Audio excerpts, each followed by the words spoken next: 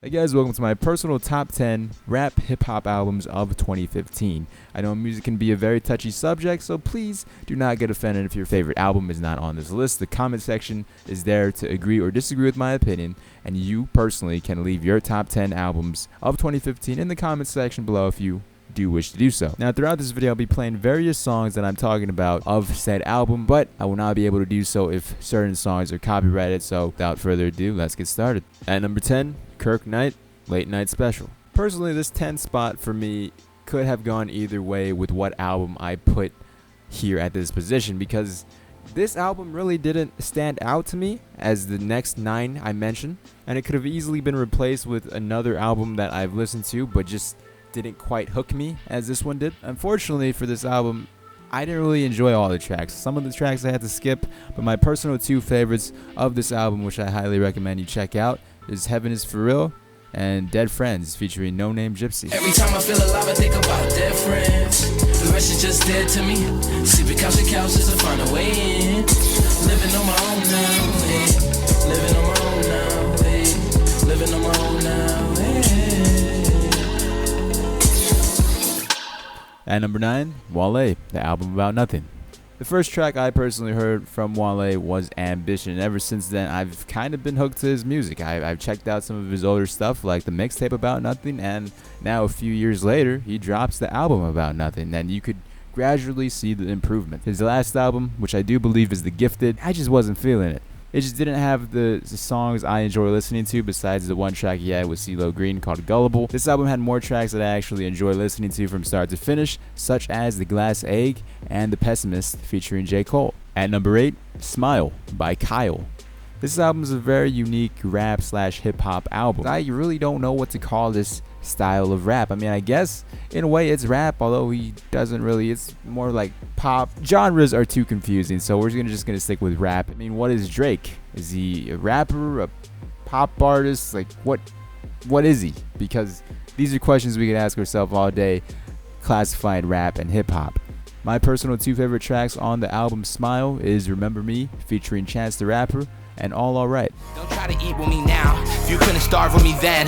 A couple months ago, fuck, it was hard for us to be friends. Your heart is so much bigger ever since I made it big. Man, that's weird. I said, you gon' remember me. You said, what's your name again? At number 7, The Rise by Futuristic. It's really a tough call to put this album so low on my personal top 10 list, because this is the album that really got me motivated into working out, running, and just being a healthier person, because around this time is when I was losing a lot of weight and I was really motivated hitting the gym almost every single day and dropped 80 pounds in less than a year. This album was a very inspirational and motivational album in my opinion, and even now that my life is a lot better than what it was, I still go back and listen to it because I can relate to a lot of these songs. My personal 2 favorite tracks of the album is The Rise featuring Devon Terrell and Music Saved My Life. I stopped chilling with my old friends, they all married with good careers. Envious of what I'm doing, but only if they knew. I would trade them for a second and be out of here. But I'm too addicted to this music, and I got 8 siblings that I never see. In a room I never leave, stuck on my computer watching other niggas catch some speed. All they songs is extra weak, confusion steady stressing me. At number 6, All We Need by Rari. Although some people may say that this is an alternative album, Rari himself calls himself a hip-hop artist, so we're gonna leave it at that. He did a song with Joey Bad, Escape 120, and that was the first time I ever heard of Rari. I didn't really think anything of him. I was like, yeah, I like this guy's verse, I like his style. I didn't hear anything else from him until XXL, and then that's when I got put on to him again by a friend, and I was like, okay, this guy makes nice music. I probably really should be checking out. Ever since then, I've been listening to some of his songs like Devil Whisper and God's Whisper. And on this album, my 2 favorite tracks are, like I said just a little while ago, Devil Whisper and Forbidden Knowledge featuring Big Crit. I spend large hours of my days alone. I don't believe we share this universe and space alone. I think we got a lot from them. They gave us phones, internet, and now we all know what is forbidden knowledge. Forbidden knowledge is too great for a man. Think if man could read your mind, you think that man understands? And number 5, Wave Theory by Tokyo. Another nice artist I found out about in 2015. Believe he's part of the Save Money clique with Vic Mensa and all those other guys. He got put on by Chance the Rapper. That's when I first heard of him, at least. And he has actually a few songs with Chance the Rapper on this album.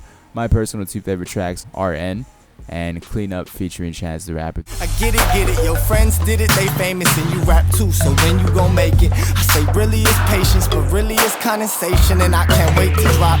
Don't say a lot, that work talk, but first off, I don't never pray a lot. My mama raised me a prophet, so therefore they gon' have to leave me no option. At number 4, When It's Dark Out by G-Eazy. G-Eazy is an artist I've been following for a few years now, and this is actually the first album I bought from him. I've heard a few singles from him in the past, and after checking out this album, I really want to go check out some of his older albums. When It's Dark Out has a lot of hit songs that can easily be played on the radio if they aren't already being played on the radio. I don't listen to the radio, so I have no say on this. But I mean, he's on ESPN singing a Golden State remix, so I'm pretty sure he should be on the radio. It's kind of hard to narrow it down to my personal 2 favorite songs of the album because he has a lot of hits on this album. But you should definitely check out Calm Down and Everything Will Be Okay featuring Kalani. Before the Money by Joey Bad. It's nice to see the progression from 1999's Summer Nights and now Before the Money. 1999 was my personal favorite from him, and it's amazing to see the lyrical rap he put out at the age of 17. I mean, compared to now, Before the Money is by far, in my opinion, the most lyrical album of 2015. And it's definitely the most lyrical album on this list. My 2 personal favorite tracks on the album are Escape 120 featuring Rari and On featuring Diamond Lewis. At number 2, Comfort Zone by Saba. I know this album did not come out in 2015, but I literally just found out about this album at least 2-3 months ago by now, and I've been listening to it non-stop. Saba's music is very refreshing, for me at least, in rap music. I'm eager to see what his next project is because he's been featured on various songs that have blown up, such as Chance the Rapper's Angels and No Name Gypsy's Open Apology. If you don't know about Comfort Zone, hopefully you do now and you're not as late as me.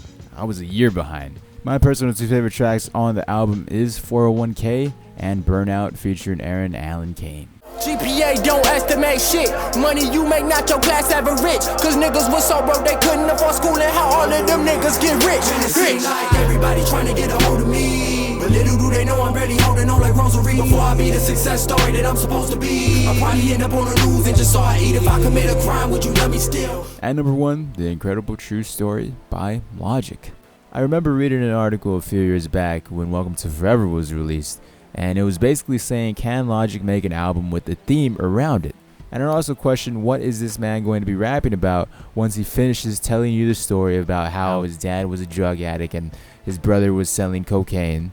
I wish I could have put this article in the description for you guys to check out yourself, but unfortunately it was a few years ago, like I was saying, and it basically shut down both of those accusations in this article by focusing on a theme and a set direction.